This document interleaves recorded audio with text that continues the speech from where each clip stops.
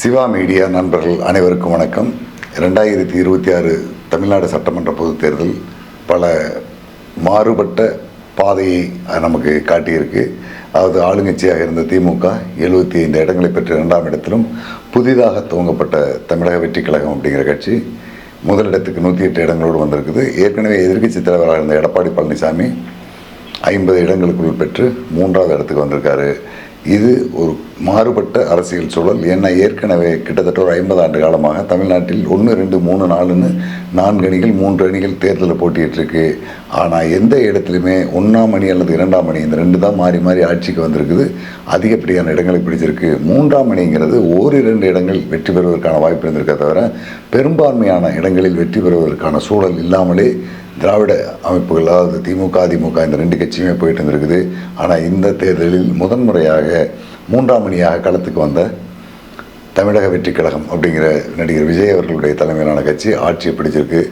விஜய் அவர்களுக்கும் புதிதாக பொறுப்பேற்று இருக்கின்ற சட்டமன்ற உறுப்பினர்களுக்கும் அமைச்சர் பெருமக்கள் எல்லோருக்கும் சிவா மீடியாவின் சார்பாக நம்முடைய வணக்கத்தையும் வாழ்த்துக்களையும் தெரிவிச்சுக்குவோம். கடந்த 2 நாள்களாகவே தேர்தல் முடிவுகள் அறிவிக்கப்பட்ட நேரத்திலிருந்து இந்த வெற்றி, விஜய் பெற்றிருக்கக்கூடிய இந்த மகத்தான வெற்றி எவ்வாறு பெற்றது, இது ஒரு பெரும் அலை அப்படிங்கிற பல்வேறு விதமான கருத்துக்கள் ஓடிட்டு இருக்குது. சரியான அரசியல் நோக்கத்தில் நம்ம இதை பார்த்தோமானால் இது அரசியல் ரீதியாக அவருக்கு பெரிய வெற்றியாக அமைந்திருக்குமானாலும் அதற்கான அடிப்படை காரணம் மக்கள் மாற்றத்தை விரும்பி இருக்கிறார்கள் அப்படிங்கிறது ஓரளவுக்கு உண்மை. ஆனால் அதே நேரத்தில் நடந்த திமுக அரசினுடைய மோசமான நிர்வாக திறன் காரணமாக தான், மோசமாக நிர்வாக நடவடிக்கைகள் காரணமாக தான் இந்த மாற்றத்தை மக்கள் விரும்பியிருக்கிறாங்க. அதில் குறிப்பாக இளைஞர்களும் பெண்களும் அதிக அளவில் பங்கெடுத்திருக்காங்க. அந்த அதிக அளவில் பங்கெடுப்பதற்கான காரணம் நடிகர் விஜய் அப்படிங்கிறதான தவிர அவர் ஒரு வலிமையான கொள்கை கோட்பாடுகளை உடைய தலைவர் அப்படிங்கிற காரணமெல்லாம் கிடையாது. நடிகர் அப்படிங்கிற காரணத்தின் மூலமாக மட்டும்தான் இந்த வெற்றியை அவரால் பெற முடிஞ்சிருக்குது. ஏற்கனவே ஈழத்தில் ஏற்பட்ட ஒரு ஜனநாயக மாற்றம் மாதிரியோ, நேபாளத்தில் ஏற்பட்ட ஒரு ஜனநாயக மாற்றம் மாதிரியோ இங்கே எந்த விதமான மாற்றமும் நடந்துவிடவில்லை. அங்கே நடந்த மாற்றங்கள் எல்லாமே கலைத்துறையோடு தொடர்புடையவர்களாக இருந்தாலும் அவர்கள் அரசியல் தலைவர்களாக அறியப்பட்டவர்கள். ஆனால் இங்கே அப்படிப்பட்டவரல்ல விஜய். முழுக்க திரைப்பட நடிகர் செயல்களின் மூலமாக தன்னை ஒரு தலைவராக அறிமுகப்படுத்திக்கிட்டவர். அவருடைய ஆட்சி நிர்வாகம் எப்படி இருக்கும் அப்படிங்கிறது போக தான் தெரியும். விஜய் வெற்றி பெறுவதற்கான காரணங்களில் முக்கியமானது பார்த்திங்கன்னா திமுகவின் நிர்வாக சீர்கேடுகள் தான். இந்த நிர்வாக சீர்கேடுகள் கடந்த 5 ஆண்டுகளாகவே கொஞ்சம் கொஞ்சமாக வளர்ந்து கடைசி கட்டத்தில் அந்த கட்சியினுடைய தலைவராக இருக்கிற ஸ்டாலின் அவர்களையே அவருடைய சொந்த தொகுதியில் தோல்வி பெறச் செய்கின்ற அளவுக்கு மோசமான விளைவுகளை ஏற்படுத்திட்டு போயிருந்திருக்கு. இதனுடைய எதிர்ப்பு தான் திமுக மற்றும் அதிமுக 2 கட்சியின் மேலான எதிர்ப்பும். அதிமுக மேலான எதிர்ப்பு என்று பார்த்திங்கன்னா அதிமுகவுக்கு ஒரு தனி செல்வாக்கும் அதனுடைய தலைவராக இருக்கிற எடப்பாடி பழனிசாமி மீது ஒரு நிர்வாகத்திறனுள்ள நபர் அப்படிங்கிற ஒரு இமேஜ் இருந்தாலும் அதை கடந்து மோடி எதிர்ப்பு என்பது இந்த தேர்தலில் அவரை பின்னுக்கு தள்ளிட்டது. பெரும்பாலும் அதிமுகவுக்கு நாங்கள் ஆதரவு கொடுக்காமல் விஜய்க்கு நாங்கள் ஆதரவு கொடுப்பதற்கான காரணம் பற்றி பேசும்போது இவர் பாரதிய ஜனதா கூட்டணியில் இருக்கார் அப்படிங்கிற குற்றச்சாட்டை சொல்கிறாங்க. அது அவரை 3ஆம் இடத்துக்கு கொண்டு போயிட்டுது. திமுகவை 2ஆம் இடத்துக்கு கொண்டு போகிறதுக்கு அதனுடைய தலைமை எடுத்த நிர்வாக நடவடிக்கைகள் தான். அது சரியில்லாதனால தான். குறிப்பாக ஒரு கட்சியின் ஆட்சி காலம் என்பது 60 மாதங்கள். அந்த 60 மாதங்களில் கிட்டத்தட்ட 58 முறை IAS மற்றும் IPS அதிகாரிகளுடைய மாற்றங்கள் திமுக ஆட்சி காலத்தில் நடந்திருக்குது. அப்போது எப்படி ஒரு நிர்வாகத்தை இவரால் கட்டமைச்சிருக்க முடியும்? அடுத்தபடியாக இந்த முகநூல் பகுதிகளிலையும் சமூக ஊடகங்களிலையும் சிலர் லைக் கொடுக்குறாங்க அப்படிங்கிறதுக்காகவே சில வேலைகளை திமுகவினுடைய தலைமை தொடர்ந்து செய்ய ஆரம்பிச்சிது. சில சமூக போராளிகள்னு சொல்லிட்டு இருக்கிற நண்பர்கள் அவங்களுடைய முகநூல் பக்கத்தில் அதிகப்படியான லைக் வரணும் அப்படிங்கிறதுக்காக புதுசாக சமூக அக்கறை உள்ள சில செய்திகளையும் புகைப்படங்களையும் போடுவாங்க. அந்த மாதிரியான வேலையை திமுகவினுடைய தலைமையும் கடந்த 5 ஆண்டுகளாக பல முறை செஞ்சுட்டு, குறிப்பாக சட்டமன்ற தேர்தல், அதற்கு பிறகு நடந்த உள்ளாட்சி தேர்தலில் ஒரு கட்டமைக்கப்பட்ட நிர்வாக திறனுள்ள ஆட்களை எல்லாமே அதில் பொறுப்பு கொண்டு வராமல், ஆடு மேய்க்கிற குடும்பத்திலேருந்து ஒரு வேட்பாளரை கொண்டு வந்திருக்கோம், ஆட்டோ ஓட்டுற ஒருத்தர் வேட்பாளராக கொண்டு வந்திருக்கோம், டீ கடை வச்சுருந்த ஒருத்தரை மேயராக கொண்டு வரோம், குருவி பிடிக்கிற ஒரு சமூகத்திலிருந்து ஒருத்தரை நாங்கள் மேயராக கொண்டு வந்திருக்கோம் அப்படின்ட்டு எந்த விதமான நிர்வாகத்திறனும் இல்லாத பலரை தமிழ்நாட்டினுடைய பல மாநகராட்சியினுடைய மேயராக கொண்டு வந்து அவங்களுக்கும் மக்களுக்குமான எந்த தொடர்பும் இல்லாத ஒரு சூழலை உருவாக்கி நிர்வாகத்தை பெரிய அளவில் நாசம் செஞ்ச வேலையை திமுகவினுடைய தலைமை செஞ்சுட்டு. ஏன்னா இந்த தேர்தலில், சட்டமன்ற தேர்தலில் 3 மாநகராட்சியினுடைய மேயர்கள் போட்டி போட்டாங்க. 3 பேருமே தோற்றுருக்காங்க. இன்னும் சொல்லப்போனால் சென்னை மாநகராட்சியினுடைய மேயர் பிரியா அப்படிங்கிற அவங்க பொறுப்பில் இருந்த அந்த காலகட்டத்தில் அந்த மேயருக்காக எந்த ஒரு சட்டமன்ற தொகுதியிலும் ஒரு 1000 வாக்குகள் கூட விழுகாத அளவுக்கு அவங்களுடைய நிர்வாகத்தில் இருந்திருக்கு. வெறும் பொம்மை போல போயிட்டு வரக்கூடிய ஒரு நபராக தான் இருந்திருக்கான தவிர அவங்களுக்கென்று ஒரு கட்டமைக்கப்பட்ட வாக்குகளையோ அல்லது மக்கள் தொடர்பையோ வச்சிருக்க அளவுக்கு சக்தி இல்லாதவங்களாக இருந்திருக்காங்க. இது பல இடங்களில் நடந்திருக்கு. இன்னும் கோவை மாதிரியில் 2 முறை இந்த 5 ஆண்டுகளிலேயே மேயர்களை மாற்றி கொண்டு வரக்கூடிய அளவுக்கு ஊழலும் நிர்வாக திறனில்லாதவங்களாக மேயராக போட்டுருக்காங்க. இப்படி பல காரணங்கள் திமுகவுக்கு இருக்குது. எப்போவுமே பார்த்திங்கன்னா கட்சியினுடைய தலைமை அப்படிங்கிறது ஒரு 50 விழுக்காடு தான் மக்களோட தொடர்புடையது.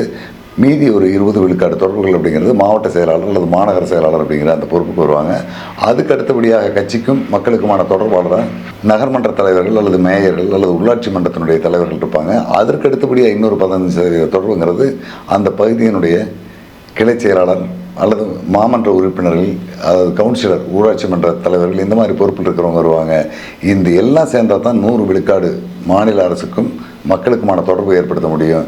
ஆனால் கடந்த திமுக ஆட்சி காலத்தில் அந்த மாதிரியான எந்த தொடர்புமே இல்லை. தலைமை சொல்கிற எதுவுமே இந்த வழியாக அடுத்தடுத்த கட்ட பொறுப்பாளர்களை கடந்து மக்களுக்கு போய் சேர்றதுக்கான சாத்தியம் இல்லாமல் போச்சு. அதனால தான் திமுக இவ்வளோ பெரிய ஒரு தோல்வியை சந்திச்சிருக்கு. அடுத்து இன்னொரு செய்தி என்ன பார்த்தீங்கன்னா, இலவச திட்டங்கள். இந்த இலவச திட்டங்கள் எல்லா நேரங்களிலும் கட்சிக்கு வாக்கை வாங்கி கொடுக்குமா அப்படின்னா அது கேள்விக்குறி தான். ஏன்னா தொடர்ந்து இலவசத்தை அனுபவித்து பயன்பட்ட மக்கள் உழைக்கும் சக்தியை இழந்து அவங்க எப்படியாவது நமக்கு பொருள் கிடைச்சிரும் அப்படிங்கிற சூழல் வந்தாங்கன்னா யார் அதிகமாக இலவசம் கொடுக்குறேன்னு சொல்கிறாங்களோ அவங்களை நோக்கி போகிற ஒரு பார்வை இருக்கும். அதுவும் ஒரு தவறான முன்னுதாரணம். ஒருவருக்கு என்ன தேவையோ அதற்கான அளவுக்கு அவங்களுக்கு சலுகை கொடுக்கலாம், அது தவறு கிடையாது. ஆனால் எல்லாருக்கும் இலவசம் அப்படின்னு கொடுக்கும்போது அது பல நிர்வாக சிக்கல்களை உருவாக்கும். குறிப்பாக நம்ம பக்கத்து மாநிலத்தில் இருக்கக்கூடிய கர்நாடகாவில் பெண்கள் அனைவருக்கும் போக்குவரத்து இலவசம் அப்படின்னு சொல்லிட்டாங்க. அதாவது கர்நாடக மாநிலத்தினுடைய ஆதார் கார்டு இருந்தால் அந்த பெண்கள் எங்கே வேணாலும் போகலான்ட்டு அப்படி அறிவிக்கப்பட்டதனுடைய விளைவாக நம்ம கர்நாடக அரசுடைய பேருந்துகள் எதுலேயும் போய் ஏறி உட்கார முடியாத அளவுக்கு பெண்களுடைய கூட்டம் வந்துடுது. ஒரு பேருந்தில் 90 விழுக்காடு பெண்கள் தான் இருக்காங்க, 10 விழுக்காடு தான் ஆண்கள் உட்கார்றதுக்கு இடம் கிடைக்குது. இந்த மாதிரியான சிக்கல்கள். அதே மாதிரி எந்த ஊருக்கு எந்த நேரத்தில் எதற்காக வேண்டுமானாலும் போயிட்டு வரலாங்கிற ஒரு சூழல் வந்ததுனால திருமண இடமெல்லாம் பெண் பயணிகளுடைய கூட்டம் அதிகமாக இருக்குது. கோயிலுக்கு போகிறது, திருவிழாவுக்கு போகிறது, இப்படி பல்வேறு காரணங்களுக்காக பயணிச்சுட்டு இருக்காங்க. அதே மாதிரியான நிலையை இங்கேயும் கொண்டுட்டு வரதா சில வாக்குறுதிகள் சில கட்சிகள் கொடுத்துருக்குது. இது எல்லாமே மக்களுடைய சீரழிவுக்கு தான் காரணமாக அமையுமே தவிர அது முன்னேற்றத்திற்கான காரணமாக அமையாது. குறிப்பாக ஒரு 18 வயதுக்கு மேலே 48-50 வயதுக்கு உட்பட்டிருக்கிற பெண்கள் வேலைக்கு போகிறவங்களுக்கு அவங்களுக்கு வாரத்தின் 5 நாட்களில் பயணம் செய்கிறதுக்கு இலவச அனுமதி கொடுக்கலாம். அல்லது எதுக்குமே போகாத பெண்கள்லாம் மாவட்ட தலைநகருக்கு அவங்க குடியிருக்கிற ஊரிலிருந்து ஒரு மாதத்துக்கு 4 முறை அல்லது ஆண்டுக்கு 20 முறை போயிட்டு வரதுக்கான அனுமதி கொடுக்கலாமே தவிர எந்த நேரம் வேண்டுமானாலும் போ அப்படின்னு சொல்கிறது மூலமாக இப்போ எல்லா பெருநகரங்கள்லையுமே பிச்சைக்காரர்களுடைய எண்ணிக்கையும் ஒரு வகையில் அதிகமாக இருக்குது. ஏன்னா கிராமங்களிலிருந்து வயதான பெண்கள், வயதான ஆண்கள் எல்லாருமே நகரங்களில் வந்து எங்கே போய் 2 பேர் நின்று பேசிகிட்டு இருந்தாலும் அவங்களுக்கு முன்னால் போய் கை நீட்டுறதுங்கிற மாதிரியான ஒரு மோசமான சூழலையும் இந்த இலவசங்கள் நமக்கு கொண்டு வந்துட்டுருது. அதே மாதிரி திமுக கையில் எடுத்திருக்கிற இன்னொரு கேவலமான மிக மோசமான ஆயுதம், ஓட்டுக்கு 2000 ரூபா கொடுத்தா நமக்கு போட்டுருவாங்க அப்படிங்கிற இந்த கலாச்சாரத்தை 2009ஆம் ஆண்டு துவங்கி கடந்த தேர்தலுக்கு முன்பு வரை அதை வெற்றிகரமாக செயல்படுத்திட்டாங்க. சரியாக 80 விழுக்காடு ஆட்களுக்கு காசு கொடுத்துட்டா காசுக்காக ஓட்டு போடுவாங்கன்ட்டு அது இந்த முறை மிக மோசமான விளைவை ஏற்படுத்தி விட்டுருச்சு. ஏன்னா திமுக கட்சிக்காரங்கிட்ட சாலை மறியல் பண்ணி தெருவில் நின்று சத்தம் போட்டு வீட்டுக்கு ஃபோன் பண்ணி கூட எனக்கு காசு வரலன்னு சொல்லி வாங்கிட்டு, அதே மாதிரி அதிமுகவும் 1000 ரூபா கொடுத்தாங்க, திமுக 2000, 3000, 5000, 10,000 வரைக்கும் கொடுத்தாங்க. இப்படி கொடுத்த காசு எல்லாத்தையும் வாங்கிட்டு ஓட்டை மாற்றி தாவேக்காவுக்கு போட்டிருக்காங்க. இதுவும் திமுக எடுத்த ஒரு தவறான வழிகாட்டுதல். அதனுடைய விளைவை அவங்களே சந்திச்சிட்டாங்க. அதாவது காசு கொடுத்து ஓட்டு வாங்கலாங்கிற கலாச்சாரத்தை தோற்றுவிச்சு அதே கலாச்சாரத்தில் அவங்க இப்போ வீழ்ந்திருக்கிறாங்க. அடுத்தபடியாக திமுகவில் இருந்த இன்னொரு மிக மோசமான சிக்கல் பார்த்திங்கன்னா, தேர்தல் நேரத்தில் ஏற்பட்ட கட்சிகளுக்கு உள்ளான இணக்கமில்லாத தன்மை அல்லது ஆரம்ப கட்டத்திலிருந்தே ஒவ்வொரு கட்சிகளும் கூட்டணி கட்சிகள் எப்படி நிர்வகிக்கணும், எப்படி நடக்கணுங்கிறதை கண்டுக்காமல் விட்டு சில கட்சிகள் கட்ட பஞ்சாயத்து, சமூக விரோத செயல்கள் அல்லது சமூக விரோத சக்திகளோடு கூட்டு சேர்ந்துக்கிட்டு கட்சிக்கும் ஆட்சிக்கும் கெட்ட பெயரை உருவாக்கக்கூடிய பல வேலைகளை செஞ்சாங்க. அதே மாதிரி காவல்துறையும் சட்டம் ஒழுங்கும் சுத்தமாக சீர்கெட்டு போச்சு. எந்த ஒரு துறையாவது சிறப்பாக செயல்படுதுன்னு சொல்ல முடியாத அளவுக்கு எல்லா துறையிலும் ஊழல்கள் அதிகமாகிடுது. குறிப்பாக காவல்துறையினுடைய லஞ்ச ஒழிப்புத்துறை கூட முழுமையாக செயல்பட முடியாத அளவுக்கான ஒரு நிர்வாக சிக்கல் வந்தது. இதுதான் மக்கள் திமுகவை வெறுத்து மாற்றுக் கட்சியை நாடி வர வேண்டிய ஒரு சூழல் வந்தது. அந்த இடத்தில் அது ஒருவேளை அதிமுகவாக இருப்பதற்கான வாய்ப்பு அதிகமாக இருந்தது. அவங்க பிஜேபியோட கூட்டணியில் இருந்ததனால் அந்த வாய்ப்பு விஜய்க்கு போய் விஜய் இப்போ ஆட்சி அமைக்கக்கூடிய ஒரு சூழலுக்கு வந்திருக்காரு. நாளை அல்லது நாளை மறுநாள் அதற்கான பூர்வாங்க வேலைகளை தொடங்குவாங்க. திமுகவில் இருக்கக்கூடிய கூட்டணி கட்சியில் இருக்கிற காங்கிரஸ், கம்யூனிஸ்டுகள் கூட தவேகாவுக்கு ஆட்சி அமைப்பதற்கான ஆதரவு கொடுக்க தயாராக இருக்குது.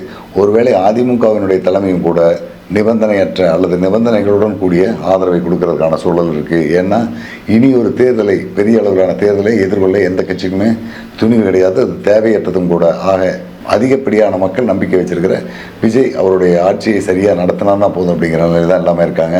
அந்த வகையில் அவருடைய ஆட்சி நடப்பதற்கான சாத்தியம் இருக்குது. ஆனால் அவர் அறிவித்திருக்கின்ற இலவச திட்டங்கள், அதாவது ஒரு ஆண்டுக்கு சராசரியாக 4.5 லட்சம் கோடி ரூபாய் பட்ஜெட் தேவை இருக்குது அப்படின்னா, இவர் அறிவிச்சிருக்கிற சலுகைகளை பார்த்தீங்கன்னாவே கிட்டத்தட்ட 5 லட்சம் கோடி ரூபாய்க்கு மேலே வருது. அந்த அளவுக்கான சலுகை திட்டங்களை எல்லாம் அறிவிச்சிருக்காரு. அதையெல்லாம் சாத்தியப்படுத்த முடியுமா அப்படிங்கிற ஒரு கேள்விக்குறி எல்லாருக்கும் முன்னாலே இருக்குது. புதிதாக பொறுப்பேற்கக்கூடிய விஜய் தலைமையிலான இந்த அரசு உடனடியாக செய்ய வேண்டிய சில பணிகள் அப்படிங்கிற தேர்தல் வாக்குறுதிகள் இருக்குது. இது அவங்க எப்படி இருந்தாலும் முதல்ல செஞ்சுட்டு தான் போகணும் அப்படிங்கிற சூழல் இருக்குது.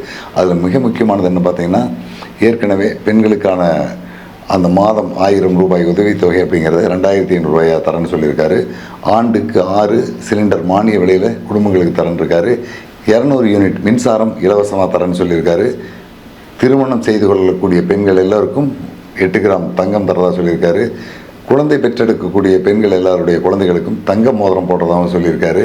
மீனவர்களுடைய அந்த மீன்பிடி கால ஓய்வுத்தொகையாக 27,000 ரூபா வழங்குறதாகவும் ஒரு அறிக்கை கொடுத்துருக்காரு. அது இப்போ அடுத்து மீன்பிடி காலம் முடிஞ்சு மீன்பிடிக்க போகக்கூடிய சூழல். அந்த சூழலில் அவங்களுக்கு அந்த தொகை கொடுக்க வேண்டியதாக இருக்குது. 5 ஏக்கருக்கும் குறைவாக விவசாய நிலம் வச்சிருக்கவங்களுடைய 100% பயிர்க்கடன் ரத்துன்னு இருக்காரு. மீதி மற்றவர்களுக்கு 50% ரத்துன்னு இருக்காரு. அதே மாதிரி விவசாயிகளுக்கு ஆண்டுக்கு 15,000 ரூபாய் உதவித்தொகை. ஏற்கனவே மத்திய அரசு ஆண்டுக்கு 6,000 ரூபா கொடுக்குறாங்க. அந்த மாதிரி இவங்க 15,000 ரூபா தரதா ஒரு வாக்குறுதி கொடுத்துருக்காரு. முதியோர் மற்றும் கைம்பெண்கள், மாற்றுத்திறனாளிகள் இவங்களுக்கான உதவித்தொகை மாதம் 3,000 ரூபாய் தரதாக சொல்லியிருக்காரு. அதே மாதிரி டிப்ளமோ படித்த வேலையில்லா பட்டதாரிகளுக்கு 2,500, பட்டதாரிகளுக்கு மாதம் 4,000, 1ஆம் வகுப்பிலிருந்து 12ஆம் வகுப்பு வரை படிக்கக்கூடிய மாணவ செல்வங்களின் தாயாருக்கு ஆண்டுக்கு 15,000 ரூபா உதவித்தொகையாக வழங்கப்படும் அப்படின்னு சொல்லியிருக்காரு. இது இல்லாமல் ஒவ்வொரு குடும்பத்துக்கும் 25 லட்சம் ரூபாய்க்கான இலவச காப்பீடு அப்படிங்கிற பல சலுகை திட்டங்கள் எல்லாம் அறிவிச்சுட்டு கீழே போதை மற்றும் மது கலாச்சாரத்துக்கு எதிரான நடவடிக்கைகளை நான் நடைமுறைப்படுத்துவேன், பெண்கள் பாதுகாப்பை உறுதிப்படுத்துவதற்கான சில திட்டங்களை எல்லாம் முன்வகுப்பேன் அப்படிங்கிறத சொல்லியிருக்காரு. இது எல்லாமே வரவேற்கக்கூடியது தான். ஆனால் இவர் சொல்லியிருக்கின்ற சலுகைகளை முழுமையாக கொடுக்க முடியுமா அப்படின்னா, ஏற்கனவே திமுக அரசு 5 லட்சம் கோடி ரூபாயை கடனை வாங்கி எல்லாத்தையும் அமைச்சர் பெருமக்கள் ஆட்டையை போட்டு வெறுங்கையோடு தான் தமிழ்நாட்டை போய் விட்டுட்டு போயிருக்காங்க. இனி அடுத்த மாத சம்பளத்திற்கு என்ன செய்வதுங்கிற சூழல்லையே கடன் வாங்க வேண்டிய சூழலில் தமிழ்நாடு அரசினுடைய நிர்வாகம் இருந்துகிட்டு இருக்கிற சூழலில் இவர் அதை எப்படி எதிர்கொள்ள போகிறார்? அடுத்த மாத அரசு ஊழியர்களுடைய சம்பளத்துக்கு கடன் வாங்கணும் அப்படிங்கிற மாதிரியான ஒரு சூழலில் இருக்கிற இந்த அரசு எப்படி இயக்கப் போகிறார் அப்படிங்கிற கேள்விக்குறி எல்லார் மத்தியிலும் இருக்குது. இன்னொரு செய்தியை நம்ம கவனத்தில் எடுத்துக்கணும். விஜய் தலைமையிலான இந்த அரசில் பொறுப்பேற்கக்கூடிய அமைச்சர்கள் மற்றும் சட்டமன்ற உறுப்பினர்கள் அத்தனை பேருமே பட்டதாரிகள். பெரும்பாலும் ஒரு 90% பேர் நல்ல அனுபவம் உள்ள பட்டதாரிகளாகவே இருக்காங்க. பல கட்சியிலிருந்து வந்திருக்கின்ற வாரிசுகளாகவும் இருக்காங்க. இவங்களுக்கு எல்லாமே நிர்வாகத்திறனில் உள்ள அனுபவம் குறைவாக இருக்கலாமே தவிர அந்த திறனை பெற்றுக்கொள்ளக்கூடிய வாய்ப்பு அவங்களுக்கான கல்வி தகுதி கொடுத்துருக்குது. ஏற்கனவே பார்த்திங்கன்னா 85 வயசு 90 வயசு இடைத்தேர்தலை சந்திக்கக்கூடிய நிலையில் இருக்கிற பெரும்பான்மையான அமைச்சர்களை நம்ம காலகாலமாக பார்த்துட்டோம். கீழே குனிய முடியாது, குனிஞ்சா நிமிர முடியாது, கீழே விழுந்தால் எந்திரிக்க முடியாது. இந்த நிலையிலான அமைச்சர் பெருமக்களை பார்த்துட்டு இப்போ முழுக்க இளைஞர்களை பார்க்கக்கூடியதுக்கான ஒரு வாய்ப்பு வந்திருக்குது. இவங்க அவங்களை விடவும் சிறப்பாக செயல்படுவதற்கான வாய்ப்புகளும் இருக்குது. அந்த வாய்ப்புகளை எல்லாமே விஜய் உருவாக்கி அவர்களை வச்சு ஒரு வளமான தமிழகத்தை உருவாக்குறதுக்கான வாய்ப்புகளும் இருக்குது. ஆனால் இப்போ இருக்கிற அதிகாரிகளை வச்சுக்கிட்டு இதெல்லாம் இவங்க சாத்தியப்படுத்த முடியுமா அப்படிங்கிற ஒரு கேள்வி இருக்குது. ஏன்னா எந்த அதிகாரியுமே அரசியல்வாதிகளுக்கு அல்லது ஆட்சியாளர்களுக்கு பயந்துட்டு வேலை செய்யக்கூடிய சூழல் இப்போ இல்லை. எல்லா இடத்திலும் அரசியல்வாதிகள் சொல்லக்கூடியதை தட்டி கழிக்கின்ற நிலையில் தான் அதிகாரிகள் இருந்துகிட்டு இருக்காங்க. இந்த கட்டமைப்பை எப்படி மாற்றுவாங்கன்னு தெரியல. இன்னும் சொல்லப்போனால் காவல்துறையில் இருக்கக்கூடிய போக்குவரத்து காவலர்லேருந்து சட்டம் ஒழுங்கு காவலர் வரை குற்றப்பிரிவு காவலர் வரை எல்லாருமே குற்றம் நிகழ்ந்த பிறகு அதை கண்டுபிடிக்கிறதுலாம் வேகமாக இருக்காங்களே தவிர அதை தடுப்பதற்கான எந்த முன்னெச்சரிக்கை நடவடிக்கையுமே இந்த நிமிடம் வரையும் அவங்க எடுத்தது தெரியல. இப்படிப்பட்ட ஒரு சிதைந்து நசிந்து நாசமாகி போன ஒரு கட்டமைப்பை விஜய் எப்படி கொண்டு போவார் அப்படிங்கிற கேள்விக்குறி இருக்குது. இல்லை இது என்னதான் மாற்றத்தை கொண்டு வர நினச்சாலும் இப்போ இருக்கிற இந்த நிர்வாக அமைப்பை அவரால் மாற்ற முடியாது அப்படிங்கிற ஒரு கருத்தும் ஓடிட்டு இருக்குது. இன்னும் சில மாதங்களில், அதாவது ஒரு 3-4 மாதங்களுக்குள்ளாக உள்ளாட்சி தேர்தல் வர இருக்குது. நிச்சயமாக உள்ளாட்சி தேர்தலுக்குள்ளாக திமுக தன்னை மறுசீரமைப்பு பண்ணிக்கும். அதுக்கான வாய்ப்பு அதனுடைய தலைமைக்கு அதிகமாக இருக்குது. ஏன்னா இப்போ தோல்வி தழுவி இருக்கிற முதலமைச்சர் மு.க. ஸ்டாலின், அதாவது முன்னாள் முதலமைச்சர் மு.க. ஸ்டாலின் மீண்டும் ஒரு சூறாவளி பயணத்தை தமிழ்நாடு முழுக்கவும் தொடங்குவார். மாவட்ட நிர்வாகிகளை சந்திப்பார். உள்ளாட்சிகளுக்கான பொறுப்பாளர்களை நிச்சயமாக தேர்வு பண்ணி ஒரு பலமான கட்சி நாங்கள் அப்படிங்கிறதை அவர் கட்டமைப்பார் அப்படிங்கிற ஒரு நம்பிக்கை இருக்குது.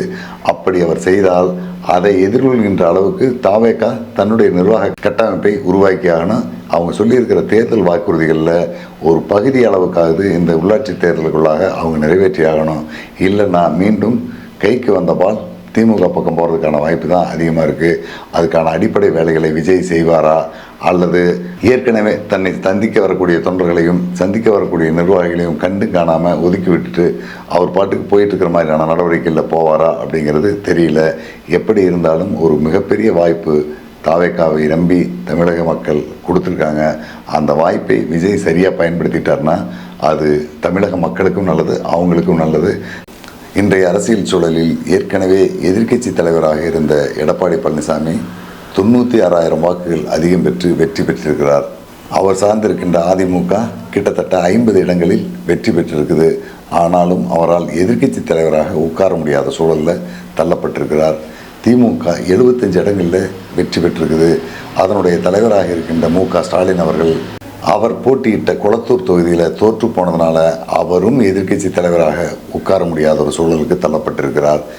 அதே மாதிரி 108 இடங்களில் வெற்றி பெற்றிருக்கின்ற நடிகர் விஜய் அவர்களும், அதாவது தாவேகாவினுடைய தலைவர் விஜய் அவர்களும் முதல்வராக பொறுப்பில் உட்காருவதற்கான சூழல் இல்லாத சூழலில் இருக்கிறார். அதாவது 3 துருவங்களாக இருக்கின்ற 3 கட்சியுமே தலைமை பொறுப்பில் இருக்கிறவங்களுக்கு ஒரு குறைந்தபட்ச பாதுகாப்பு இல்லாத அந்த பொறுப்பை கையில் எடுத்துக்க முடியாத சூழலில் தமிழ்நாட்டு மக்கள் ஒரு நெருக்கடியான சூழல் தள்ளியிருக்காங்க. 3 பேருமே உங்களுடைய அந்த பொறுப்புகளை மிக சரியாக செஞ்சீங்கன்னா மீண்டும் தமிழ்நாட்டு அரசியலில் 3 பேரும் இருக்கிறதுக்கு வாய்ப்பு இருக்குது. இதில் யாரோ ஒருத்தர் செஞ்சு 2 பேர் தவறினாலும் அல்லது 2 பேர் செஞ்சு ஒருத்தர் தவறினாலும் அந்த ஒருவர் காணாமல் போகிறதுக்கான வாய்ப்பு இருக்குது. 2031 தேர்தலில் நம்ம இருப்போமா இல்லையா அப்படிங்கிறத நீங்கள் 3 பேருமே முடிவு பண்ணி நல்ல நிர்வாகத்தை கொடுத்தீங்கன்னா அவங்க தொடர்ந்து இருக்கிறதுக்கு வாய்ப்பு இருக்குது. நிர்வாகத்திறன் இல்லாதவர்கள் காணாமல் போகிறது தான் சாத்தியமாக இருக்கும். அந்த வாய்ப்பை சரியாக பயன்படுத்திக்கங்க அப்படிங்கிற வேண்டுகோளோட இந்த வீடியோவை நிறைவு பண்ணிக்கிறேன். நன்றி நண்பர்களே, வணக்கம்.